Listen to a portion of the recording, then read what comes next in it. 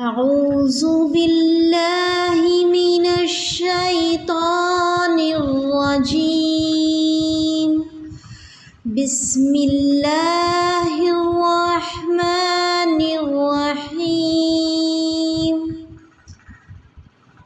سورہ آل عمران آیت نمبر 165. آیت نمبر 165 نکال لیں آپ لوگ.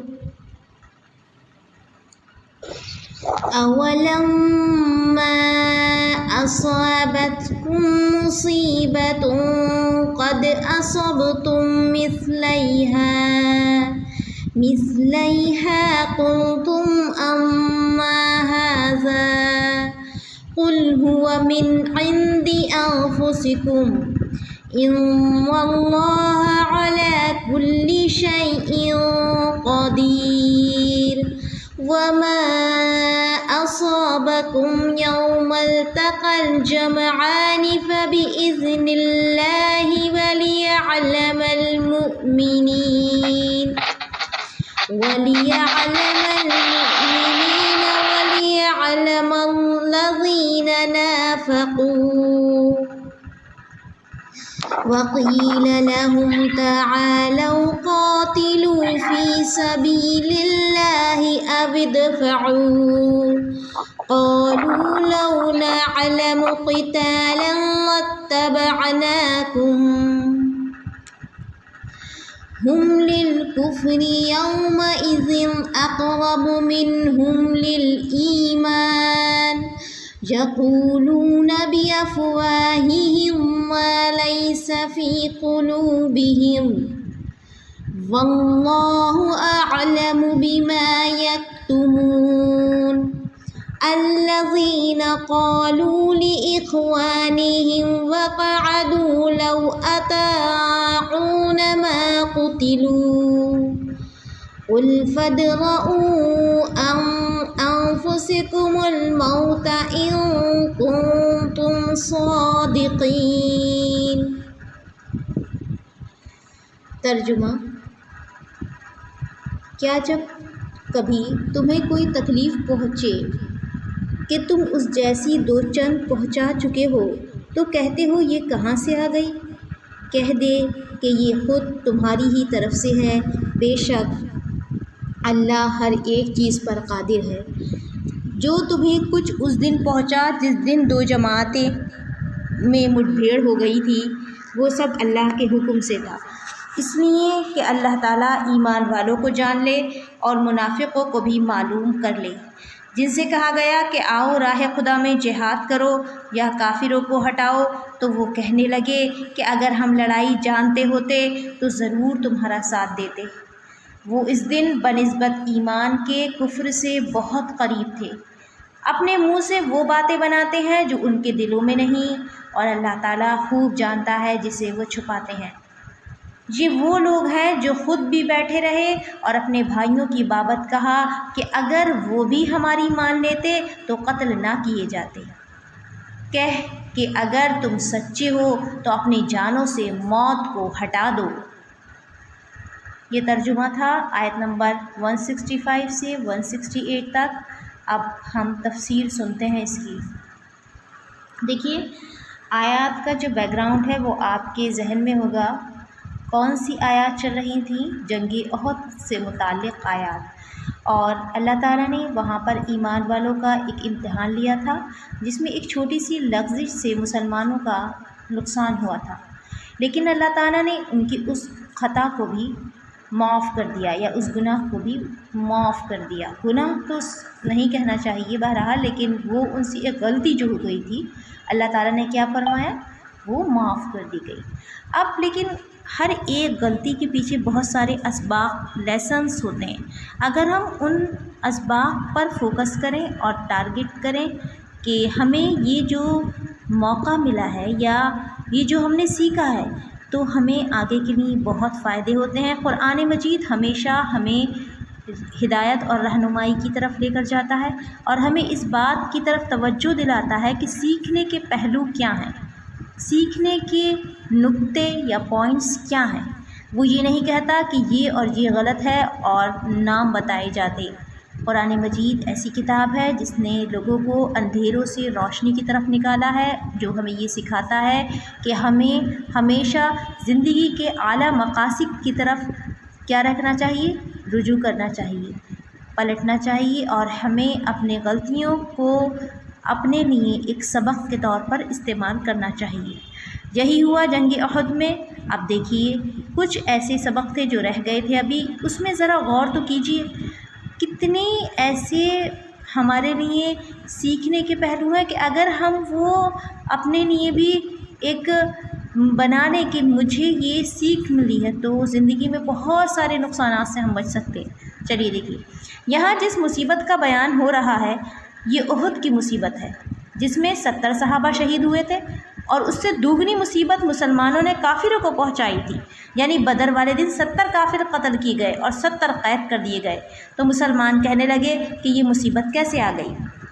خدا فرماتا ہے یہ تمہاری اپنی طرف سے ہے۔ حضرت عمر بن خطاب رضی اللہ تعالیٰ عنہ کا بیان ہے کہ بدر کے دن مسلمانوں نے فدیہ لے کر جن کفار کو چھوڑ دیا تھا، اس کی سزا میں اگلے سال ان میں سے 70 مسلمان شہید کیے گئے۔ صحابہ میں بھگدڑ پڑ گئی۔ حضور صلی اللہ علیہ وسلم کے سامنے کے 4 دانت ٹوٹ گئے، آپ کے سر مبارک پر خود تھا اور وہ بھی خود تھا، وہ بھی ٹوٹا، مطلب جو ایک طرح کا قبر تھا، اور چہرہ مبارک لہو لہان ہو گیا۔ اس کا بیان اس آیہ مبارک میں ہو رہا ہے۔ ابن ابی حاتم اور مسند احمد بن حنبل۔ حضرت علی رضی اللہ تعالیٰ عنہ سے مروی ہے کہ جبرائیل علیہ السلام رسول خدا صلی اللہ علیہ وسلم کے پاس آئے اور فرمایا، اے محمد صلی اللہ علیہ وسلم، آپ کی قوم کا کفار کو قیدی بنا کر پکڑ لینا خدا کو پسند نہ آیا۔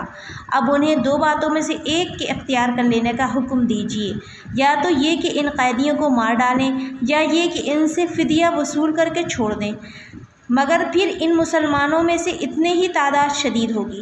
حضور صلی اللہ علیہ وسلم نے لوگوں کو جمع کر کے دونوں باتیں پیش کی، تو انہوں نے کہا، یا رسول اللہ، یہ لوگ صلی اللہ علیہ وسلم، یہ لوگ ہمارے قبائل کے ہیں، ہمارے رشتہ دار بھائی ہیں، ہم کیوں ان سے فدیہ لے کر نہ چھوڑیں، اور اس مال سے ہم طاقت قوت حاصل کر کے اپنے دوسرے دشمنوں سے جنگ کریں گے، اور پھر جو ہم میں سے اتنے ہی آدمی شہید ہوں گے تو اس میں ہماری کیا برائی ہے؟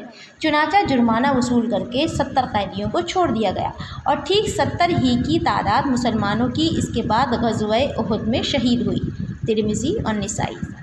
بس ایک مطلب تو یہ ہوا کہ یہ خود تمہاری طرف سے ہے، یعنی تم نے بدر کے قیدیوں کو زندہ چھوڑنا اور ان سے جرمانہ وصول کرنا اس شرط پر منظور کیا تھا کہ تمہارے بھی اتنے ہی آدمی شہید ہوں، تو وہ شہید ہوئے۔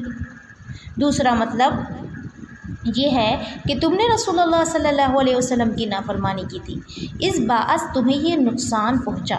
تیر اندازوں کو رسول کریم صلی اللہ علیہ وسلم نے حکم دیا تھا کہ وہ اپنی جگہ سے نہ ہٹیں، لیکن وہ ہٹ گئے۔ اللہ تعالیٰ ہر چیز پر قادر ہے، جو چاہے کرے، جو ارادہ ہو حکم دے، کوئی نہیں جو اس کا حکم ٹال سکے۔ دونوں جماعتوں کی مٹ بھیڑ کے دن جو نقصان تمہیں پہنچا،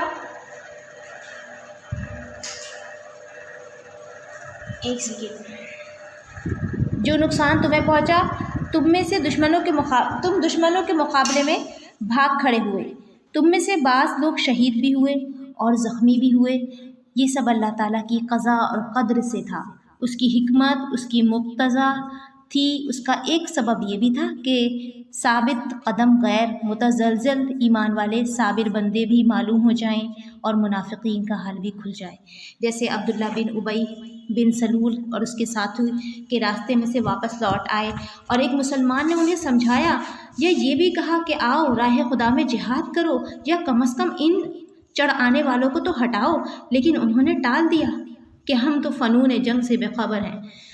فنون جنگ ہوتے ہیں جنگ کے فن، یعنی کہ ٹرکس، ٹھیک ہے، ٹیکٹکس، یعنی کہ ہم ان جو ہیں یہ ہم کو کوئی ٹریننگ نہیں ہے، ہمیں نہیں آتا ہے جنگ کرنا، یہ کہہ کے بھاگ لی جنگ میں سے، اور جنگ میں سے بھاگنا کتنا بڑا آپ جانتی ہیں۔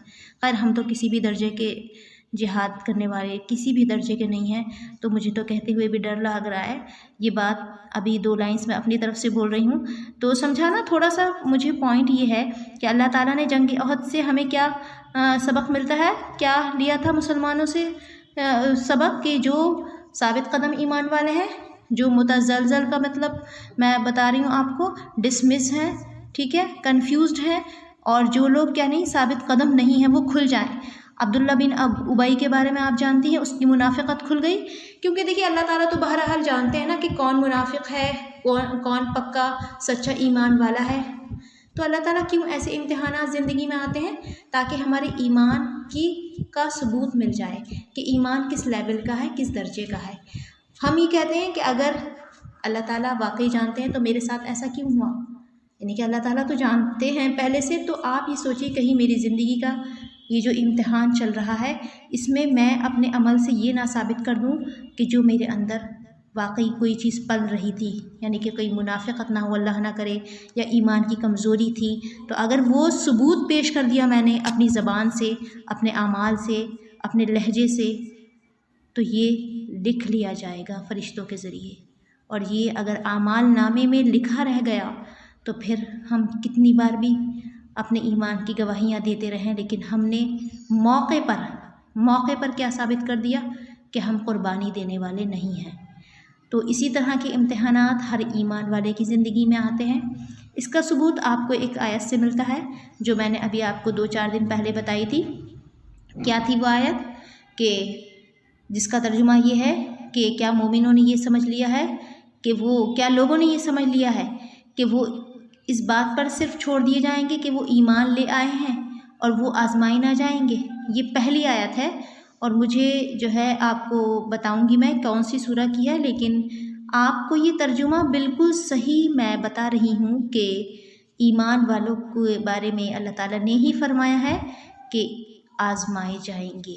ہم تو خیر کوئی ایسے ایمان والے کہلانے کے لائق نہیں، لیکن بہرحال ہمیں اللہ تعالیٰ کی ذات پر ایمان ہے، تو ہمیں اپنی زندگی میں آنے والے جو چیلنجز ہیں ان کا مقابلہ کرنا چاہیے ایمان کے ساتھ، اور اگر ہمیں اس پہ عمل کرنے میں پریشانی ہو رہی ہے تو یہ سمجھ لیں ہم کہ واقعی ہمارے اندر ایمان کیا ہے، ضعیف الحال ہے، کمزور ہے، اس کو قوی کرنے کی ضرورت ہے۔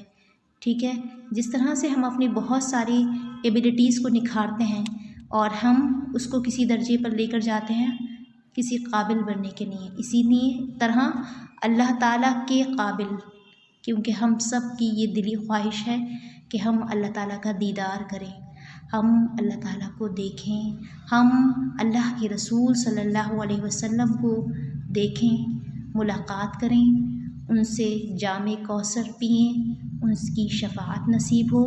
تو ایسا کب ممکن ہے؟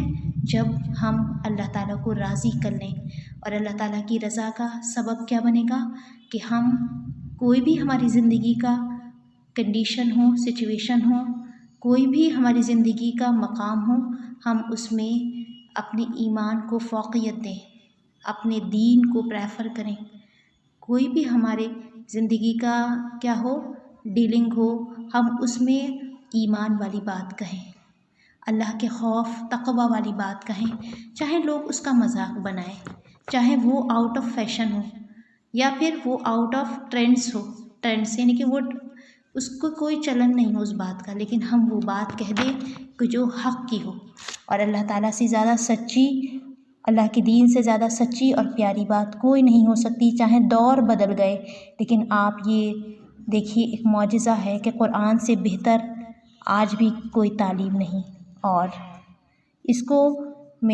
میں جو حق کی باتیں اور سچائیاں ہیں اس کو ہر دین اور دھرم کے لوگ مان سکتے ہیں، علاوہ اس کے کہ وہ یہ نہ مانیں کہ اللہ تعالیٰ کی ذات سے ہے یہ بات، وہ یہ کہہ دیں گے کہ یہ بات اچھی ہے اور سچی ہے، ہم مانتے ہیں، لیکن ہاں شرک موجود ہے، اور جہاں شرک ہے وہاں پر تو کیا ہے، سب سے بڑا ظلم ہے۔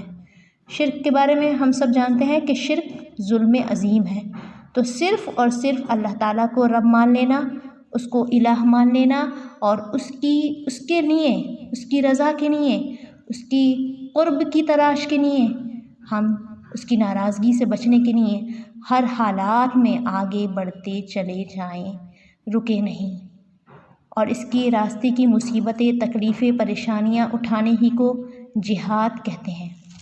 آپ سب کو میں یہ بات بتاتی چلوں کہ اللہ کے رسول صلی اللہ علیہ وسلم نے جو اعلیٰ جہاد کہا ہے وہ جہاد فی النفس کہا ہے۔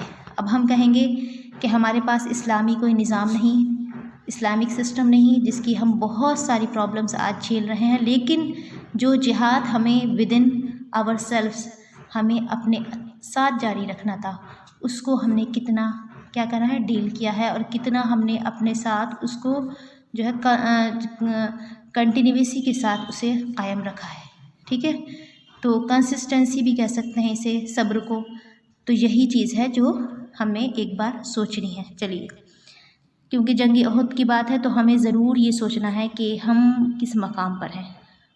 اب آگے سنیے تفسیر. چلیے، جب یہ بہانہ کر چکے اور اس میں یہ بات لکھی ہوئی ہے تو کیا ہوا، یہ بھی مدافعت میں تھا. مدافعت کہتے ہیں اپنے طرف سے دفع کرنا بات کو، ٹھیک ہے، بھاگنا، کہ وہ مسلمانوں کے ساتھ تو رہتے جس سے مسلمانوں کی گنتی زیادہ معلوم ہوتی، یا دعائیں کرتے رہتے یا تیاریاں ہی کرتے. ان کے جواب میں ایک مطلب یہ بھی بیان کیا گیا کہ اگر ہمیں معلوم ہوتا کہ سچ مچ دشمنوں سے لڑو گے تم تو ہم بھی تمہارا ساتھ دیتے، لیکن ہم جانتے ہیں کہ لڑائی ہی ہونے کی نہیں. ٹھیک ہے، وہ کہہ رہے ہیں صبرہ محمد بن اسحاق میں ہے کہ 1000 آدمی لے کر رسول اللہ صلی اللہ علیہ وسلم میدان احد کی جانب بڑھے.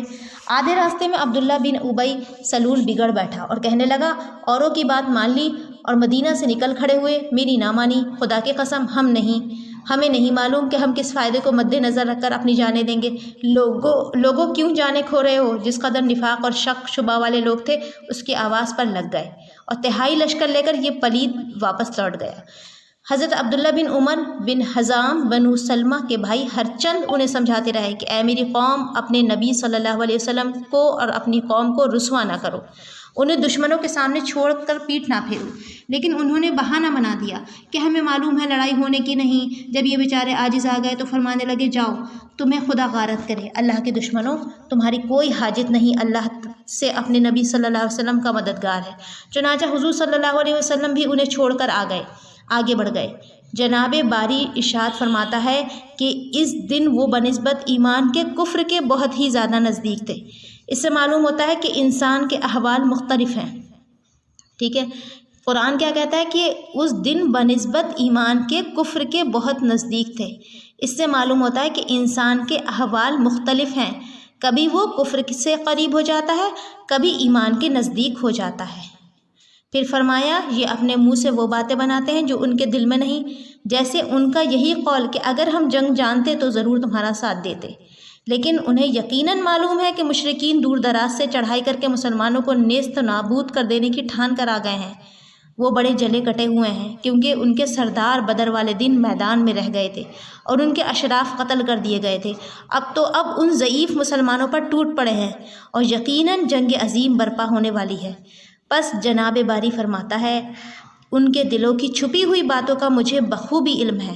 یہ وہ لوگ ہیں جو اپنے بھائیوں کے بارے میں کہتے ہیں کہ اگر ہمارا مشورہ مانتے، یہیں بیٹھے رہتے اور جنگ میں شرکت نہ کرتے تو ہرگز نہ مارے جاتے.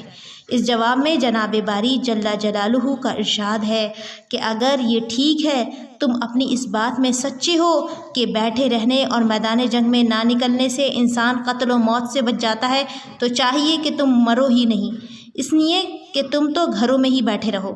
لیکن ظاہر ہے کہ ایک روز تم بھی چل پڑو گے، گو تم مضبوط برجوں میں پناہ گزیں ہو جاؤ. پس ہم تو تمہیں تب سچا مانیں گے کہ تم موت کو اپنی جانوں سے ٹال دو. حضرت جابر بن عبداللہ رضی اللہ تعالیٰ عنہ فرماتے ہیں، یہ آیت عبداللہ بن ابی بن سلول اور اس کے ساتھیوں کے بارے میں اتری ہے.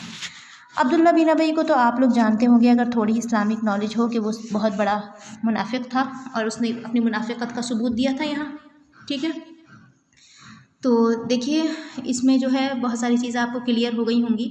اب دیکھتے ہیں ہم آگے آیت نمبر 169.